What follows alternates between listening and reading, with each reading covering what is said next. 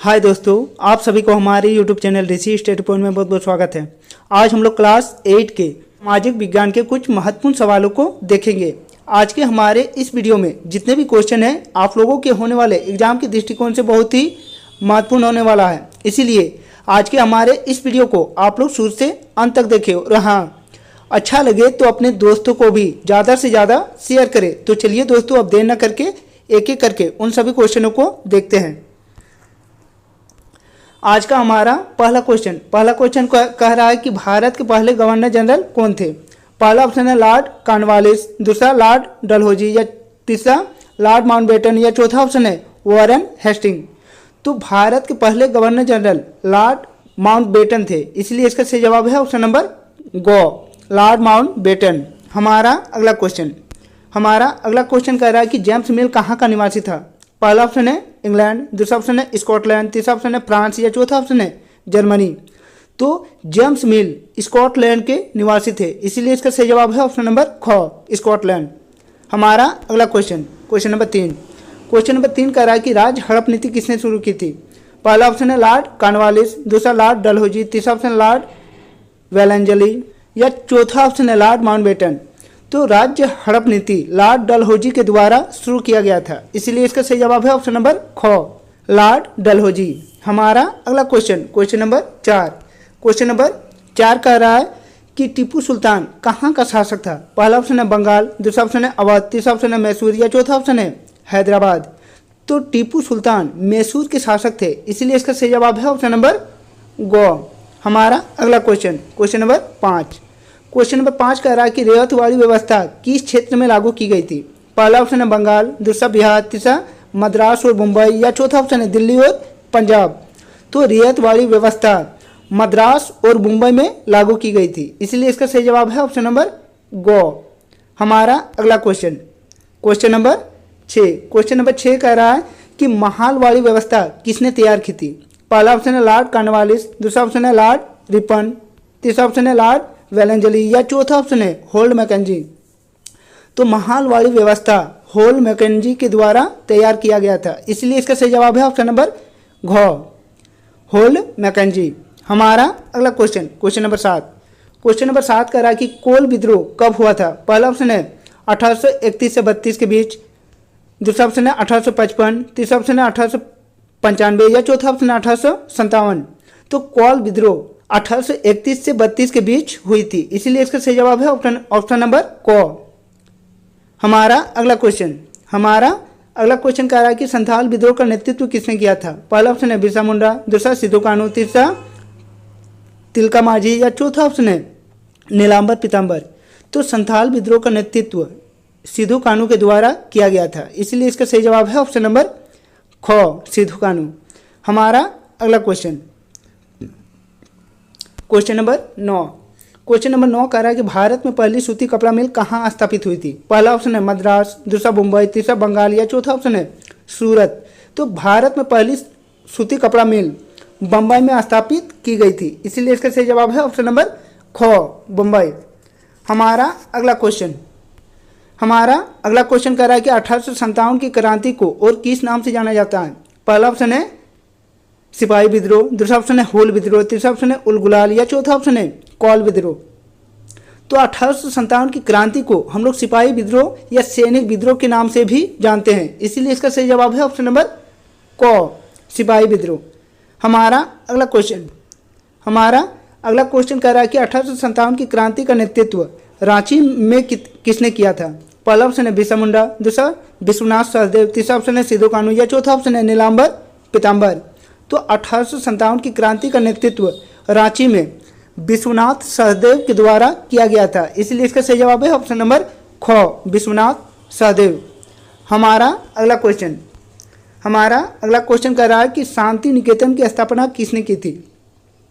पहला ऑप्शन है महात्मा गांधी, दूसरा ऑप्शन है रविंद्रनाथ टैगोर, तीसरा ऑप्शन है बंकिम चंद्र चटर्जी, या चौथा ऑप्शन है सुभाष चंद्र बोस। तो शांति निकेतन की स्थापना रविंद्रनाथ टैगोर के द्वारा किया गया था, इसलिए इसका सही जवाब है ऑप्शन नंबर ख, रविंद्रनाथ टैगोर। हमारा अगला क्वेश्चन कह रहा है कि भारतीय शिक्षा का मैग्ना कार्टा कहा जाता है। पहला ऑप्शन है मैकाले की शिक्षा नीति को, दूसरा ऑप्शन है चार्ल्स वुड के नीति पत्र को, तीसरा ऑप्शन है विलियम जॉन्स की शोध पत्रिका को, या चौथा ऑप्शन है विलियम एडम की रिपोर्ट को। तो भारतीय शिक्षा का मैग्ना कार्टा चार्ल्स हुड के नीति पत्र को कहा जाता है, इसीलिए इसका सही जवाब है ऑप्शन नंबर ख, चार्ल्स हुड के नीति पत्र को। हमारा अगला क्वेश्चन कह रहा है कि सती प्रथा को दूर करने का श्रेय किसको है। पहला ऑप्शन है लॉर्ड कैनिंग, दूसरा ऑप्शन है लॉर्ड कर्जन, तीसरा ऑप्शन है लॉर्ड कॉर्नवालिस, या चौथा ऑप्शन लॉर्ड विलियम बेटिंग। तो सती प्रथा को दूर करने का श्रेय लॉर्ड विलियम बेटिंग को जाता है, इसीलिए इसका सही जवाब है ऑप्शन नंबर घ। हमारा अगला क्वेश्चन कर रहा है कि हिंदू विधवा पुनर्विवाह अधिनियम किस वर्ष लागू हुआ। पहला ऑप्शन है 1829, दूसरा ऑप्शन 1872, तीसरा ऑप्शन 1856, या चौथा ऑप्शन 1899। तो हिंदू विधवा पुनर्विवाह अधिनियम 1856 ईस्वी को लागू हुआ था, इसीलिए इसका सही जवाब है ऑप्शन नंबर गो 1856। हमारा अगला क्वेश्चन कह रहा है कि आर्य समाज की स्थापना किसने की। पहला ऑप्शन है केशव चंद्र सेन, दूसरा ऑप्शन है स्वामी विवेकानंद, तीसरा ऑप्शन है दयानंद सरस्वती, या चौथा ऑप्शन है राजा राम मोहन राय। तो आर्य समाज की स्थापना दयानंद सरस्वती के द्वारा किया गया था, इसीलिए इसका सही जवाब है ऑप्शन नंबर गो दयानंद सरस्वती। हमारा अगला क्वेश्चन कह रहा है कि निम्नलिखित में से कौन पारसी समाज के अग्रणी समाज सुधारक थे। पहला ऑप्शन है सर सैयद, दूसरा ऑप्शन है ज्योतिराव फुले, तीसरा ऑप्शन है दादा भाई नौरोजी, या चौथा ऑप्शन है आत्माराम पांडुरंग। तो इनमें से जो दादा भाई नौरोजी थे वह पारसी समाज के अग्रणी समाज सुधारक थे, इसीलिए इसका सही जवाब है ऑप्शन नंबर गो दादा भाई नौरोजी। हमारा अगला क्वेश्चन कह रहा है कि बंगाल विभाजन के समय भारत का गवर्नर जनरल कौन थे।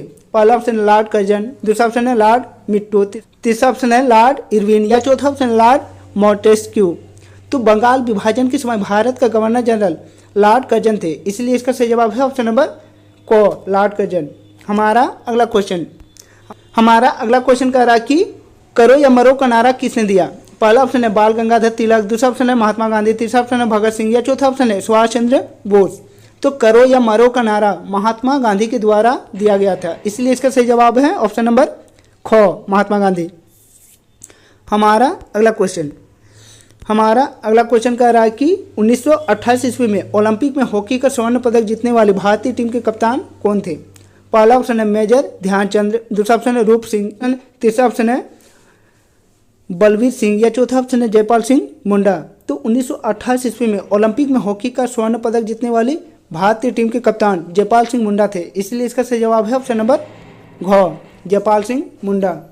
हमारा अगला क्वेश्चन कह रहा है कि विश्व का सबसे बड़ा लिखित संविधान किस देश का है। पहला ऑप्शन है संयुक्त राज्य अमेरिका, दूसरा ऑप्शन है ब्रिटेन, तीसरा ऑप्शन है भारत, या चौथा ऑप्शन है चीन।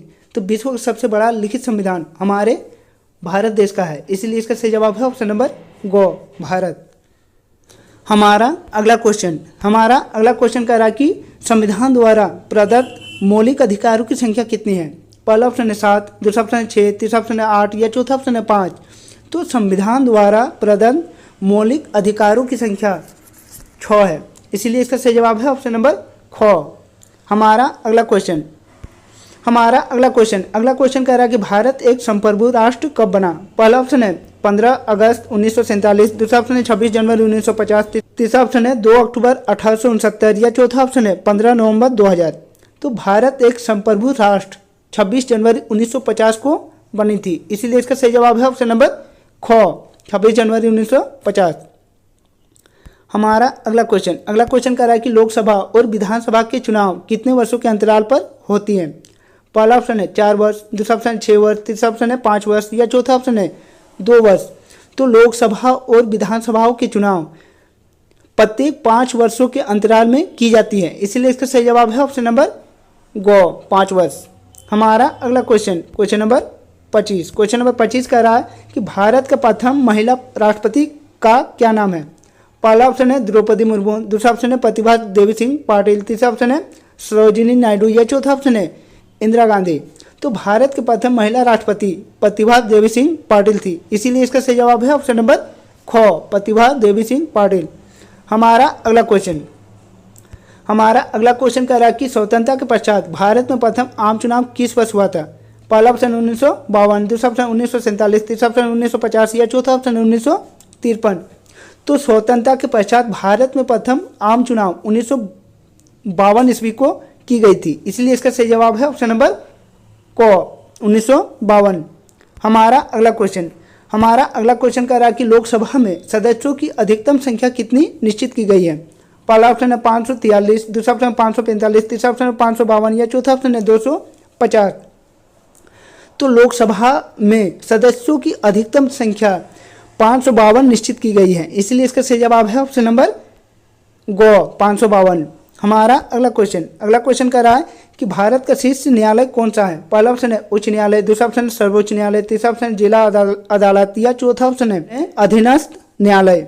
तो भारत का शीर्ष न्यायालय सर्वोच्च न्यायालय को कहा जाता है, इसलिए इसका सही जवाब है ऑप्शन नंबर ख सर्वोच्च न्यायालय या सुप्रीम कोर्ट। हमारा अगला क्वेश्चन कह रहा है कि देश में उच्च न्यायालयों की कुल संख्या कितनी है? पहला ऑप्शन है 28, दूसरा ऑप्शन है 22, तीसरा ऑप्शन है 24 या चौथा ऑप्शन है 35। तो हमारे देश में कुल 24 उच्च न्यायालय स्थित है, इसीलिए इसका सही जवाब है ऑप्शन नंबर गो 24। हमारा अगला क्वेश्चन कह रहा है कि भारतीय संविधान के किस अनुच्छेद के द्वारा अस्पृश्यता का उन्मूलन किया गया है? या अस्पृश्यता यानी छुआछूत।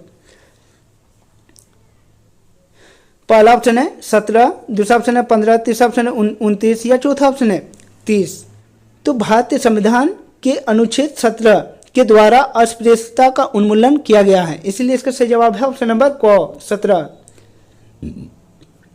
हमारा अगला क्वेश्चन कह रहा है कि झारखंड में कुल कितने प्रकार की जनजातियां निवास करती हैं? पहला ऑप्शन है 24, दूसरा ऑप्शन है 26, तीसरा ऑप्शन है 23 या चौथा ऑप्शन है 32। तो झारखंड में कुल 32 जनजातियां निवास करती हैं, इसीलिए इसका सही जवाब है ऑप्शन नंबर घ 32। हमारा अगला क्वेश्चन कह रहा है कि सर्व शिक्षा अभियान की शुरुआत कब हुई थी? पहला ऑप्शन है 1998 से 99, दूसरा ऑप्शन है 1999 से 2000, तीसरा ऑप्शन है 2000 से 2001 या चौथा ऑप्शन है 2001 से 2002। तो सर्व शिक्षा अभियान की शुरुआत 2001-2002 में की गई थी, इसलिए इसका सही जवाब है ऑप्शन नंबर घ 2001-2। हमारा अगला क्वेश्चन कह रहा है कि कौन सी योजना गरीब महिलाओं को निःशुल्क एलपीजी कनेक्शन उपलब्ध कराने से संबंधित है? पहला ऑप्शन है प्रधानमंत्री सुरक्षा बीमा योजना, दूसरा ऑप्शन है प्रधानमंत्री जीवन ज्योति योजना, तीसरा ऑप्शन है सुकन्या समृद्धि योजना या चौथा ऑप्शन है प्रधानमंत्री उज्ज्वला योजना। तो प्रधानमंत्री उज्ज्वला योजना गरीब महिलाओं को निःशुल्क एलपीजी कनेक्शन उपलब्ध कराती है, इसलिए इसका सही जवाब है ऑप्शन नंबर घ प्रधानमंत्री उज्ज्वला योजना। हमारा अगला क्वेश्चन कह रहा है कि विश्व तंबाकू निषेध दिवस की तिथि को मनाई जाती है? पहला ऑप्शन है 31 जुलाई, दूसरा ऑप्शन है 31 मई, तीसरा ऑप्शन है 31 मार्च या चौथा ऑप्शन है 30 अप्रैल। तो विश्व तंबाकू निषेध दिवस 31 मई को मनाई जाती है, इसलिए इसका सही जवाब है ऑप्शन नंबर ख 31 मई। हमारा अगला क्वेश्चन कह रहा है कि सरकार ने बच्चों से संबंधित समस्याओं की शिकायत के लिए एक हेल्पलाइन नंबर शुरू किया है, इस चाइल्ड हेल्पलाइन नंबर क्या है? पहला ऑप्शन है 1091, दूसरा ऑप्शन है 1967, तीसरा ऑप्शन है 1098 या चौथा ऑप्शन है 1950। तो सरकार ने बच्चों से संबंधित समस्याओं की शिकायत के लिए 1098 एक हेल्पलाइन नंबर शुरू की है, इसीलिए इसका सही जवाब है ऑप्शन नंबर गो। हमारा अगला क्वेश्चन कह रहा है कि कोयला किस प्रकार का संसाधन है? पहला ऑप्शन नवीकरणीय संसाधन, दूसरा ऑप्शन चक्रीय संसाधन, तीसरा ऑप्शन है अजैव संसाधन या चौथा ऑप्शन है जैव संसाधन। तो कोयला एक जैव संसाधन का उदाहरण है, इसीलिए इसका सही जवाब है ऑप्शन नंबर घ जैव संसाधन। हमारा अगला क्वेश्चन कह रहा है कि जिस संसाधन का उपयोग किया जा रहा हो तथा जिनकी मात्रा भी ज्ञात हो वैसे संसाधन को क्या कहते हैं? तो चलिए दोस्तों ऑप्शन पर आते हैं। पहला ऑप्शन है संभाव्य संसाधन, दूसरा ऑप्शन है वास्तविक संसाधन, तीसरा ऑप्शन है अज्ञात संसाधन या चौथा ऑप्शन है परिवर्तनशील संसाधन। तो इस सवाल का सही जवाब होगा ऑप्शन नंबर ख वास्तविक संसाधन। हमारा अगला क्वेश्चन कह रहा है कि निम्नलिखित में से कौन नवीकरणीय संसाधन है? पहला ऑप्शन है कोयला, दूसरा ऑप्शन है पेट्रोलियम, तीसरा ऑप्शन है जल या चौथा ऑप्शन है प्राकृतिक गैस। तो इनमें से जो जल है उसका उपयोग हम लोग बार बार कर सकते हैं, इसीलिए जल एक नवीकरणीय संसाधन है, इसीलिए इसका सही जवाब है ऑप्शन नंबर घ। हमारा अगला क्वेश्चन कह रहा है कि झारखंड में स्थित एकमात्र राष्ट्रीय उद्यान बेतला नेशनल पार्क किस जिले में है? पहला ऑप्शन है पलामू, दूसरा ऑप्शन है सिमडेगा, तीसरा ऑप्शन लातेहार या चौथा ऑप्शन है गुमला। तो झारखंड में स्थित एकमात्र राष्ट्रीय उद्यान बेतला नेशनल पार्क लातेहार जिले में स्थित है, इसलिए इसका सही जवाब है ऑप्शन नंबर ग, लातेहार। हमारा अगला क्वेश्चन कह रहा है कि निम्नलिखित में से कौन मृदा संरक्षण का एक उपाय नहीं है? तो इनमें से जो वनोन्मूलन है वह मृदा संरक्षण का उपाय नहीं है, इसलिए इसका सही जवाब है ऑप्शन नंबर क, वनोन्मूलन। हमारा अगला क्वेश्चन कह रहा है कि झारखंड में कुल भूमि का कितना प्रतिशत वनाच्छादित है? पहला ऑप्शन है 33%, दूसरा ऑप्शन 29%, तीसरा ऑप्शन है 22% या चौथा ऑप्शन है 40%। तो झारखंड में कुल 29% भूमि पर वन पाई जाती है, इसलिए इसका सही जवाब है ऑप्शन नंबर ख। हमारा अगला क्वेश्चन कह रहा है कि आणविक ऊर्जा के उत्पादन के लिए निम्नलिखित में से किसका उपयोग किया जाता है? पहला ऑप्शन है यूरेनियम, दूसरा ऑप्शन है कोयला, तीसरा ऑप्शन है जल या चौथा ऑप्शन है पवन। तो आणविक ऊर्जा के उत्पादन के लिए यूरेनियम का उपयोग किया जाता है, इसलिए इसका सही जवाब है ऑप्शन नंबर क, यूरेनियम। हमारा अगला क्वेश्चन कह रहा है कि भारत में कोयला उत्खनन सर्वप्रथम कहाँ किया गया था? पहला ऑप्शन है झरिया, दूसरा ऑप्शन है रानीगंज, तीसरा ऑप्शन है कर्णपुरा या चौथा ऑप्शन है सिंगरौली। तो भारत में कोयला उत्खनन सर्वप्रथम रानीगंज जो पश्चिम बंगाल में है वहाँ की गई थी, इसलिए इसका सही जवाब है ऑप्शन नंबर ख, रानीगंज। हमारा अगला क्वेश्चन कह रहा है कि निम्नलिखित में से कौन सुनहरा रेशा के नाम से जाना जाता है? पहला ऑप्शन है कपास, दूसरा ऑप्शन है पटसन, तीसरा ऑप्शन है गन्ना या चौथा ऑप्शन है सोना। तो इनमें से जो पटसन है उसे हम लोग सुनहरा रेशा के नाम से भी जानते हैं, इसीलिए इसका सही जवाब है ऑप्शन नंबर ख, पटसन। हमारा अगला क्वेश्चन कह रहा है कि उत्तर पूर्वी भारत में स्थानांतरित कृषि को किस नाम से जाना जाता है? पहला ऑप्शन है लदांग, दूसरा ऑप्शन है मिल्पा, तीसरा ऑप्शन है रोपा या चौथा ऑप्शन है झूम। तो उत्तर पूर्वी भारत में स्थानांतरित कृषि को झूम कृषि के नाम से जाना जाता है, इसलिए इसका सही जवाब है ऑप्शन नंबर घ, झूम। हमारा अगला क्वेश्चन कह रहा है कि चीनी उद्योग का कच्चा माल है? पहला ऑप्शन है गन्ना, दूसरा ऑप्शन है चुकंदर, तीसरा ऑप्शन है पटसन या चौथा ऑप्शन है क एवं ख दोनों। तो चीनी उद्योग का कच्चा माल गन्ना और चुकंदर है, इसीलिए इसका सही जवाब है ऑप्शन नंबर घ, क। हमारा अगला क्वेश्चन कह रहा है कि उद्योग किस प्रकार की आर्थिक क्रिया है? पहला ऑप्शन है प्राथमिक, दूसरा द्वितीयक, तीसरा तृतीयक या चौथा चतुर्थ। तो उद्योग द्वितीयक क्रिया है, इसीलिए इसका सही जवाब है ऑप्शन नंबर ख, द्वितीयक। हमारा अगला क्वेश्चन कह रहा है कि झारखंड का मुरी किस उद्योग के लिए प्रसिद्ध है? पहला ऑप्शन है एल्युमिनियम, दूसरा तांबा, तीसरा लोहा इस्पात या चौथा ऑप्शन है सीमेंट।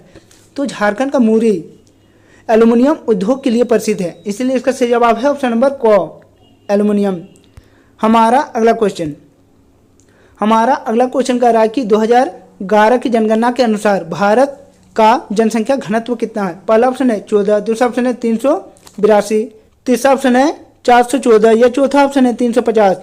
तो जनगणना 2011 के अनुसार भारत का जनसंख्या घनत्व 382 है और झारखंड का जनसंख्या घनत्व 414 है, इसीलिए इसका सही जवाब है ऑप्शन नंबर ख, 382। हमारा अगला क्वेश्चन और हमारे इस सेट का आखिरी क्वेश्चन कह रहा है कि निम्नलिखित में से कौन जनसंख्या परिवर्तन का कारण नहीं है? पहला ऑप्शन है जन्म, दूसरा मृत्यु, तीसरा प्रवास या चौथा ऑप्शन है जनसंख्या घनत्व। तो इनमें से जो जनसंख्या घनत्व है वह जनसंख्या परिवर्तन का कारण नहीं है, इसलिए इसका सही जवाब है ऑप्शन नंबर ख।